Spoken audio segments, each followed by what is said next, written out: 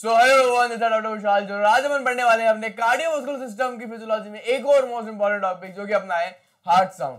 और देखो heart sound जो है ना, सबसे पहले आज अपन इसके अंदर जानेंगे कि हार्ट साउंड कितने प्रकार के होते हैं, टाइप ऑफ हार्ट साउंड। फिर अपन देखेंगे कॉजेज ऑफ हार्ट साउंड, की हार्ट साउंड क्यों हो रहे हैं। देन उसके बाद मैं आपको बताऊंगा अप्लाइड फिजियोलॉजी की, अगर आपको हार्ट साउंड अलग तरीके से सुनाई दे तो क्या बीमारी हो सकती है। और ये सब क्या होता है ना, यूनिवर्सिटी में लिखने के लिए आता है। तो वीडियो के एंड में मैं आपको ये भी बताऊंगा आपको किस तरीके से इसको यूनिवर्सिटी एग्जाम्स में लिख के आना है। तो उससे पहले अगर तुमने मेरी कार्डिक साइकिल की वीडियो नहीं देखी तो यार मेरे लाल पहले जाके वो वीडियो देख ले, क्योंकि क्या होगा ना, ये वीडियो उसी वीडियो का कंटिन्यूएशन है। तो ये वीडियो और से समझ में आएगी, लिंक आई बटन पे है, जाके तुम देख सकते हो। और अगर तुमने वो वीडियो देख के रखी है तो मैं बताऊं इस दुनिया के सबसे ज्यादा होशियार आदमी ना तुम्हें भी बनते जा रहे हो, क्योंकि तुम समझ गए एमबीबीएस कैसे पढ़ना है। इज ऑल अबाउट सीक्वेंस, पहले ब्लड फिजियोलॉजी, फिर सीवीएस, और सीवीएस के भी टॉपिक सब सीक्वेंस में पढ़ोगे तो तुम्हें सब समझ में आने लगेगा। चलिए बिना टाइम वेस्ट करते हुए जानते हैं हार्ट साउंड। तो क्या होता है ना, अपने पुरानी वीडियो के अंदर देखा था, जैसे अपनी एक कार्डिक साइकिल होती है। कार्डिक साइकिल के अंदर क्या होता है, कार्डिक साइकिल के अंदर सीरीज ऑफ इवेंट होते हैं। जैसे कि अपने क्या होता है, एट्रियम है, एट्रियम के अंदर कॉन्ट्रैक्शन होता है, वेंट्रिकल है, वेंट्रिकल के अंदर कॉन्ट्रैक्शन होता है। फिर ब्लड जो है वेंट्रिकल से कहाँ जाता था, अपने पल्मोनरी आर्टरी और अपना अयोटा के अंदर जाता था। तो एक कार्डिक साइकिल के अंदर सीरीज ऑफ इवेंट होते थे, और उन्हीं इवेंट के कारण अपना क्या आता है, अपना आता है हार्ट साउंड। तो क्या आता है ना, अपने हार्ट के मैकेनिकल वर्क के कारण तो अपना हार्ट साउंड प्रोड्यूस होता है। तो सबसे पहले अपनी डेफिनेशन के अंदर भी ये लिखा है, heart sound are produced by the mechanical activity of the heart. अब कौन कौन सी मैकेनिकल एक्टिविटी हो सकती है। अब सबसे पहली मैकेनिकल एक्टिविटी क्या हो सकती है, flow of blood through cardiac chamber. मतलब कार्डिक चैम्बर से क्या हुआ, ब्लड का फ्लो होना। जैसे कि अपना क्या होता है, एट्रियम है, एट्रियम से जब वेंट्रिकल के अंदर ब्लड फ्लो होता है ना, तब अपना आता है थर्ड हार्ट साउंड। तो ना ब्लड के फ्लो होने के कारण एक हार्ट साउंड आ रहा है। उसके अलावा अपना कॉन्ट्रैक्शन ऑफ कार्डिक मसल, जब क्या होता है ना, अपने मसल कॉन्ट्रैक्ट करते हैं, एट्रियम है, वेंट्रिकल है।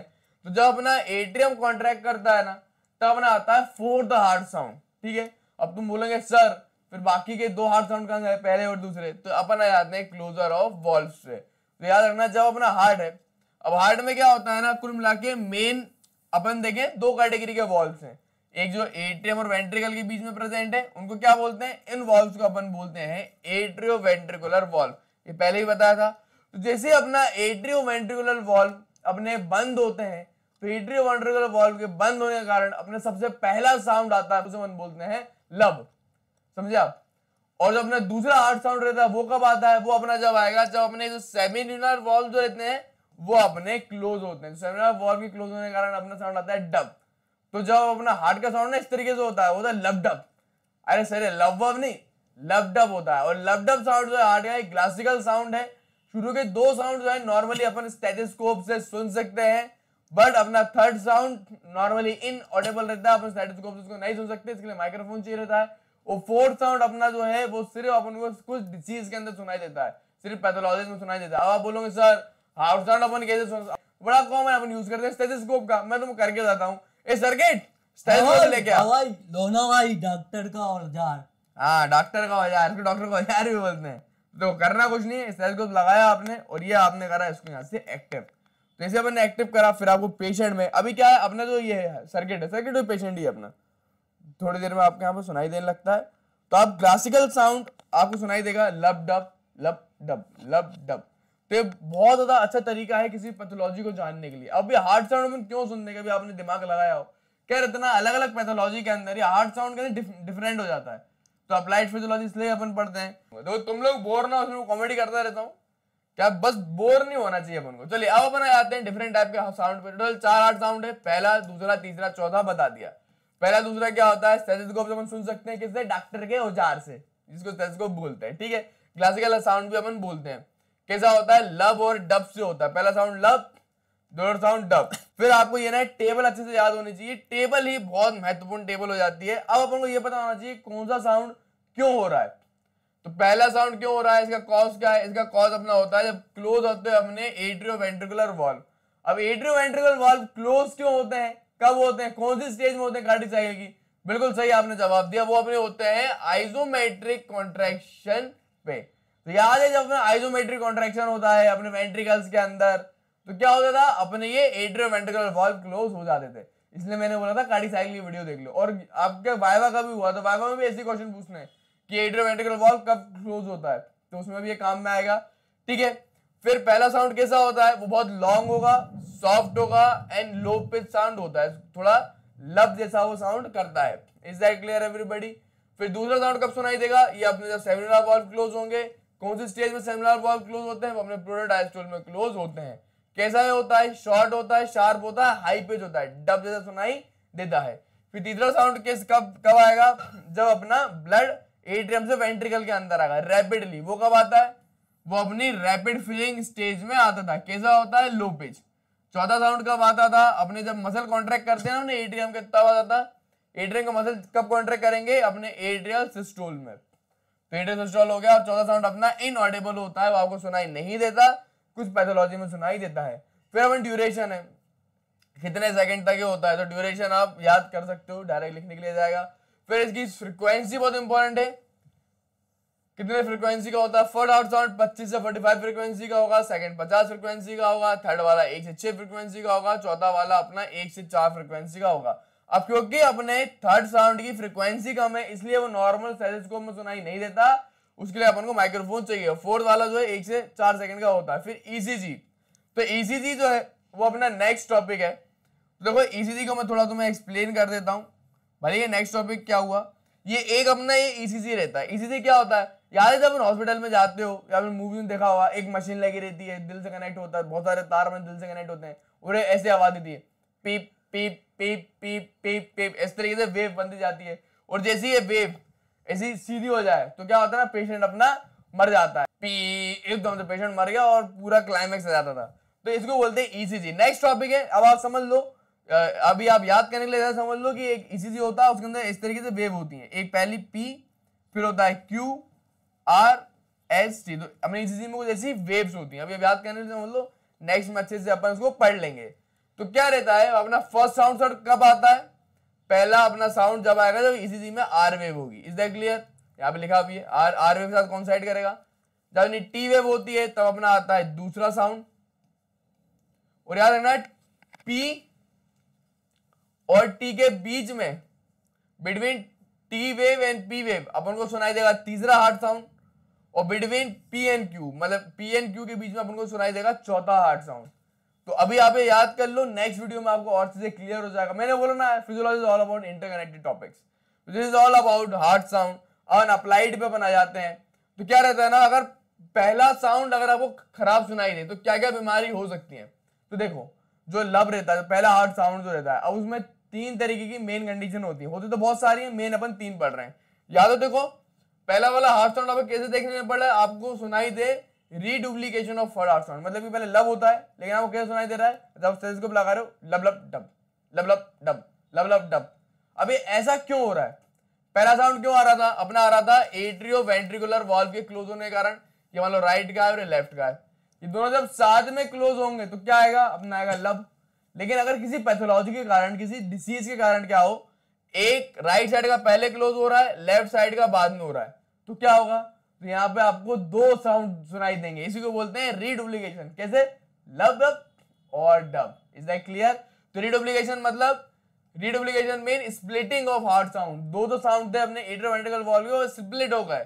First heart sound is split when the atrioventricular valve do not close simultaneously, मतलब एट्रियोवेंट्रिकल वाल्व एक साथ क्लोज नहीं हुए, अलग अलग टाइम क्लोज हो रहे हैं। और ये मैं बताऊं, अब 2 कंडीशन होती है, एक फिजियोलॉजिकल स्प्लिट और एक होती है pathological split. What is meaning of physiological and pathological split? Physiology मतलब नॉर्मल फिजिकल कंडीशन में अगर ये हो रहा है तो बोलेंगे फिजियोलॉजिकल स्प्लिट, किसी डिसीज के कारण वो हो रहा है उसे बोलेंगे पैथोलॉजिकल स्प्लिट। तो नॉर्मल बॉडी में, नॉर्मल फिजियोलॉजी में रीडुप्लीकेशन नहीं देखने को मिलता, बहुत रेयर होता है। ये सिर्फ बीमारी के कारण होगा, पैथोलॉजी के कारण होगा। कौन सी बीमारी, उसके बोलते हैं स्टेनोसिस ऑफ एट्रियोवेंट्रिकुलर वाल्व। मतलब क्या है, जो एट्रियोवेंट्रिकुलर वाल्व है, मान लो राइट एट्रियोवेंट्रिकुलर वाल्व थोड़ा साइज में छोटा हो गया, इसके अंदर स्टेनोसिस हो गया, या फिर लेफ्ट वाला छोटा हो गया, तो यार ना एक बीमारी होती है स्टेनोसिस ऑफ एट्रियोवेंट्रिकल वाल्व, उसके कारण आपको रीडुप्लीकेशन देखने को मिलता है। उसके अलावा एक और बीमारी होती है जो हम बोलते हैं एट्रियल सेप्टल डिफेक्ट। जब जो 2 अपने एट्रियम चेंबर है, उन दोनों के बीच में एक सेप्टम होती है जो कि इन दोनों को अलग करती है। अगर मान लो सेप्टा में डिफेक्ट है, कुछ छेद है या फिर ये अच्छे से डेवलप नहीं हुई है, तब भी अपन को 2 हार्ट साउंड सुनाई देते हैं। तो एट्रियल सेप्टल डिफेक्ट और अपना स्टेनोसिस ऑफ एट्रियोवेंट्रिकल वाल्व में अपन को रिडुप्लीकेशन देखने को मिलेगा फर्स्ट साउंड का। फिर पहला साउंड क्या हो गया, कैसा होता है, पहला साउंड की कैरेक्टरिस्टिक क्या थी, अगर आपको यहाँ पे याद हो मैंने आपको बताया था पहला साउंड जो है अपना कैसा है, लॉन्ग है, सॉफ्ट है और लो पिच है। लॉन्ग सॉफ्ट लो पिच था अपना पहला वाला। लेकिन अगर इसके अंदर बीमारी हो जाए, पहला साउंड जो है पहले से सॉफ्ट था लेकिन आपको बहुत ज्यादा सॉफ्ट सुनाई दे, डब की जगह डब, बहुत ज्यादा स्लो साउंड सुनाई दे, सॉफ्ट दे, तब ये बीमारी के अंदर होता है। तो softening of first heart sound, तो heart sound become soft when intensity of sound decrease. कब ये सॉफ्ट होगा, जब इंटेंसिटी कम हो जाएगी। इंटेंसिटी कब कम होगी हार्ट साउंड की, अब मान लो लो ब्लड प्रेशर है, तो लो ब्लड प्रेशर में क्या होगा, आपको फर्स्ट हार्ट साउंड की इंटेंसिटी कम सुनाई देगी, मतलब सॉफ्ट सुनाई देगा वो। लो बीपी में, सीवियर हार्ट फेलियर में, या फिर मायोकार्डिक इन्फार्क्शन आपको हो जाए, या फिर पेशेंट को जो है वो हो जाए मिक्सेडीमा, इन सारे कंडीशन के अंदर आपको सॉफ्टनिंग देखने को मिलेगी फर्स्ट साउंड में। फिर लाउड, पहला साउंड लब बहुत तेज सुनाई देने लगे, लब लब मतलब बहुत लाउड गुस्से में सुनाई दे रहा है, किन कंडीशन में होगा, याद रखना मिट्रल स्टेनोसिस में, मतलब क्या होता है अपना बाइकस्पिड वॉल्व है वो साइज में छोटा हो जाए मिट्रल स्टेनोसिस में, या फिर वुल्फ पार्किंसन वाइट सिंड्रोम में, या फिर एक्यूट रोमैटिक फीवर में, इन सब कंडीशन के अंदर। फिर अप्लाइड फिजियोलॉजी अपन आ जाए सेकंड के अंदर। अब सेकंड के अंदर वही 3 अप्लाइड हो सकते हैं, या तो फिर से रीडुप्लीकेशन हो जाए। रीडुप्लीकेशन कब होगा, वही जब स्प्लिटिंग हो जाए। सेकंड हार्ट साउंड क्यों आता था, क्योंकि सेमिलुनर वॉल्व बंद होते थे। 2 सेमिलुनर वॉल्व होते हैं, एक अपना रहता है पल्मोनरी वॉल्व और एक अपना होता है आयोटिक वॉल्व। अगर ये दोनों एक साथ बंद ना हो दोनों वॉल्व, तो क्या होंगे, दोनों अलग अलग टाइम पे बंद होंगे, दोनों स्प्लिट हो जाएंगे, और उसी के कारण आपको देखने को मिलेगा reduplication of second heart sound. तो splitting of second heart sound occur due to asynchronized closure of semilunar valve। asynchronized मतलब अलग अलग टाइम पे क्लोज हो रहा है। it occur both in physiological pathological condition। और याद रखना सेकेंड हार्ट साउंड जो है वो दोनों कंडीशन में मिलेगा, नॉर्मल फिजियोलॉजी कंडीशन में भी हो सकता है और पैथोलॉजी में भी हो सकता है। अब कौन कौन सी फिजियोलॉजी कंडीशन में देखने को मिलेगा ये रीडुप्लीकेशन, जब आप लो डीप इंस्पिरेशन, मतलब आप जब बहुत ज्यादा सांस लो ना, डीप इंस्पिरेशन में क्या होगा, स्प्लिटिंग हो सकती है सेकेंड हार्ट साउंड की। Normally aortic valve close prior to closure of the pulmonary valve, मतलब आयोटिक वॉल्व पहले बंद हो जाएगा अपने पल्मोनरी वॉल्व से। Interval between two valve widen during the inspiration and narrow during expiration. मतलब इंस्पिरेशन में वाइड हो सकते हैं ये दोनों वॉल्व बहुत देर में बंद होंगे एक दूसरे के, और एक्सपिरेशन जब आप करोगे तब क्या होंगे, दोनों बहुत जल्दी जल्दी बंद हो जाएंगे। तो यहाँ पे ये लिखा है, आपको इतना याद रखो कि डीप इंस्पिरेशन में रीडुप्लीकेशन देखने को मिलता है। फिर कौन कौन सी पैथोलॉजिकल कंडीशन में आपको देखने को मिलेगा, कौन कौन सी डिसीज में देखने को मिलेगा आपको स्प्लिटिंग, तो यार ना pulmonary stenosis, right bundle branch block, मतलब क्या होता है ना राइट बंडल ब्रांच ब्लॉक, मतलब दिल के अंदर याद है मैंने कंडक्टिव प्रॉपर्टी में पढ़ाया था, राइट बंडल होता है लेफ्ट बंडल होता है, तो अगर राइट बंडल ब्रांच ब्लॉक ये एक बीमारी का नाम है वो हो जाए तब भी आपको क्या देखने को मिलेगा, आपको स्प्लिटिंग देखने को मिलेगी। राइट वेंट्रिकुलर हाइपरट्रॉफी में भी देखने को मिलेगा। तो सारे नाम है यार, एज इट इज आपको याद होने चाहिए। फिर अपन आ जाते हैं दूसरी loudness of the second heart sound. Second heart sound बहुत ज्यादा तेज लाउड सुनाई दी, क्यों, अलग अलग बीमारी में। अब याद रखना aortic valve produce loud sound during systemic hypertension. अब क्या है, जब आपको सिस्टमिक हाइपरटेंशन रहता है, जो आयोटिक वॉल्व है ना, तो वो एकदम से तेज हार्ट साउंड सुनाई देगा, सेकंड वाला डब एकदम से तेज। फिर पल्मोनरी वॉल्व कब प्रोड्यूस करेगा लाउडनेस, जब अपना आएगा पल्मोनरी हाइपरटेंशन। तो पल्मोनरी हाइपरटेंशन में पल्मोनरी वॉल्व क्या करेगा, अपन को तेज सेकंड हार्ट साउंड सुनाई देने को मिलेगा। फिर सॉफ्ट मतलब कि सेकंड हार्ट साउंड की इंटेंसिटी कब कम हो जाएगी, जब आपको हो जाए हार्ट फेलियर। तो हार्ट फेलियर में आपको सेकंड हार्ट साउंड की इंटेंसिटी कम देखने को मिलेगी। फिर अपन आ जाते हैं थर्ड हार्ट साउंड पे। तो मैंने आपको बोलेगा थर्ड हार्ट साउंड नॉर्मली आपको स्टेथोस्कोप से अपने डॉक्टर के औजार से सुनाई नहीं देता, वो कब सुनाई देगा, जब आपको की बीमारी आपको देगी पैथोलॉजी, वो भी कैसे सुनाई देगा, माइक्रोफोन से। तो यहाँ पे लिखा है। और उसके अलावा कुछ और कंडीशन भी रहती है जब आप उनको थर्ड हार्ट साउंड सुनाई देता है। तो थर्ड हार्ट साउंड कैसे बनता था, जब ना एट्रियम से वेंट्रिकल में ब्लड जाता था रैपिड स्टेज में। तो याद रखना नॉर्मल फिजियोलॉजी में बच्चों में, चिल्ड्रंस में या फिर एथलीट में अपन को तीसरा हार्ट साउंड सुनाई दे जाता है। फिर कौन कौन सी पैथोलॉजी कंडीशन में सुनाई देगा, तो याद रखना आयोटिक रिसर्जिटेशन में, फिर कार्डिक फेलियर में और कार्डियोमेगेली में, जिसके अंदर कार्डियोमेगेली कौन सी, इसमें अपनी जो वेंट्रिकल है वो डायलेट हो जाए। ये इन 3 कंडीशन में आपको थर्ड हार्ट साउंड सुनाई देगा। फिर अपन आते हैं फोर्थ हार्ट साउंड की। फोर्थ हार्ट साउंड क्यों हो रहा था, जब अपना जो एट्रियम है वो कॉन्ट्रैक्ट करता था। फोर्थ हार्ट साउंड कब सुनाई देगा? Fourth heart sound become Audible by the stethoscope when the ventricle become stiff. What is meaning of stiff? मतलब वेंट्रिकल के अंदर स्टिफनेस आ गई। फिर अपन देखिए सर ये स्टिफनेस क्या है? स्टिफनेस का मतलब क्या था? स्टिफनेस का मतलब है कठोरता। जब वेंट्रिकल जब अपने आपको कठोर हो जाते हैं, किन किन कंडीशन में हो जाते हैं वेंट्रिकल स्टिफनेस कब देखने को मिलती है? मतलब वेंट्रिकल के मसल के अंदर हल्का सा स्टिफनेस हो गई, मतलब थोड़ी सी कठोरता देखने को मिली। किन कंडीशन में? लाइक वेंट्रिकल हाइपरट्रॉफी में, जब वेंट्रिकल की हाइपरट्रॉफी हो गई उसमें वेंट्रिकल स्टिफनेस देखने को मिलेगा। जब लॉन्ग स्टैंडिंग हाइपरटेंशन है, बहुत टाइम से आपको हाइपरटेंशन है, या फिर आयोटिक स्टेनोसिस हो गई, इन तीनों कंडीशन में वेंट्रिकल स्टिफनेस देखने को मिलेगी। और वेंट्रिकल स्टिफनेस के कारण चौथा हार्ट साउंड जो नॉर्मली सुनाई नहीं देता वो भी आपको स्टेथोस्कोप से सुनाई देने को मिलेगा।